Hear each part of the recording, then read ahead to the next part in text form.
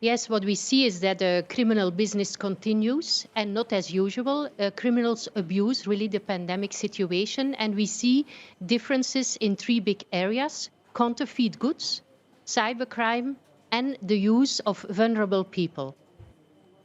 Now, one of the starkest examples that I saw in the report is the fact that during the crisis, there was hackers online. They attacked a hospital in the Czech Republic and forced that to close down. That is incredibly low thing to do, isn't it? That is indeed what we see. We see lots more attacks. And this incident in Czech Republic meant that the hospital had to close down the IT systems, had to postpone surgeries, and had to close different areas of the hospital. And we see more and more attacks happening. So what we see now is that malware is more used for the critical infrastructure we need to give an answer to the crisis. Now, Commissioner Johansson, we're hearing that there's a need for answers to the crisis. It's clearly a very serious problem. So what is the EU Commission and the EU wider going to do? What's happening right now is that Europol is taking this coordinating role and gathering this information and update and helping the law enforcement in each member state. And I think this is a very important role for Europol right now. We are preparing and in the Commission proposals in the Security Union strategy that will focus on the fight against terrorism, on fight against organized crimes, and how to adapt law enforcement to the digital age. And this we can see it's really urgent that we come forward with this proposal, and we're also preparing a new strategy to fight child sexual abuse. And this is already ongoing work, but this situation shows the importance that we continue in a high speed to work on these new initiatives. Commissioner Johansson, with the greatest respect, you're talking there about high speed and proposals, but the EU doesn't really take fast decisions, does it? And considering the fact that the EU had a 3-month warning from the time that China first notified the WHO about coronavirus, it has been criticised for acting too slow. So do you think the EU should have acted faster here? I don't agree with you. I think that the European Commission has acted much, much quicker and much stronger than anybody had expected us to do. Many of these areas are the national member states' competence, but they have asked the Commission to coordinate and to take action, and we have done so. And I think that we have done a lot of things and much quicker than anybody expected. Myself, I'm dealing with the border issues, and we can see how we are solving problems every day so that goods and people now can move much, much smoother than from the beginning when member states started to have these restrictions on internal borders. Well, it does still remain the fact that European leaders can't agree on this €37 billion package, but I'll leave that there for the moment. Coming back to you, Catherine, what tips have you got for people at home, for businesses, to try and protect themselves from these criminals who are trying to exploit the current situation?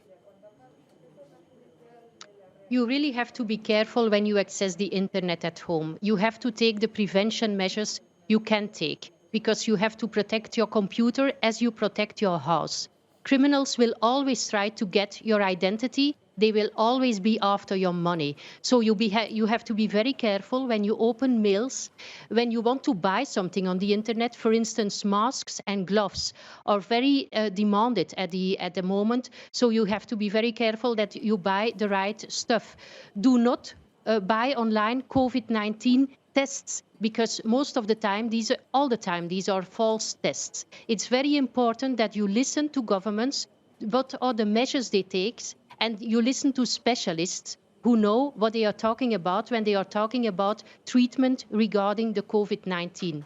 The second thing that is very important is that you have to be careful about your children. As the Commissioner mentioned already, we see an increase in the demand for child sexual abuse online. So it's very important to monitor the situation in your house and to see what your children on the internet are doing. And then what we also see, you have to be careful about people calling you, the grandmother trick, for instance, and offering you to to come to your home and test you on the coronavirus. It is not. These are criminals who are trying to penetrate in your house. They want to commit burglaries. We see a decrease in the figures of burglaries in houses, but we see an increase in the burglaries in commercial businesses and in hospitals. Even lorries with medication have already been stolen at the moment. So when you are asked to be there for a team, a specialized team, to take off a COVID test in your house, it is false. Commissioner Johansson and both Catherine, I just want to ask you very quickly, just how concerned should we be, or of course should our main concern now be on the virus? Sorry, to Catherine Well, first. we can't afford.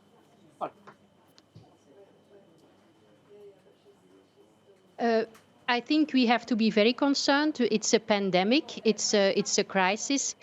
From an internal security perspective, we have to be sure and we have to take all the measures which we do with the member states that this does not become a cyber crisis. We depend on the cyber structures. We depend on the technology. So we have to be sure that serious and organized crime and criminal groups cannot disrupt the way we have to work today.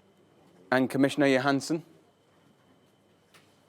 I fully agree with Catherine, and we can't afford to be blind on one eye. We have to look with both, because of course we have to fight the pandemic and to limit the contagion and to protect capacity.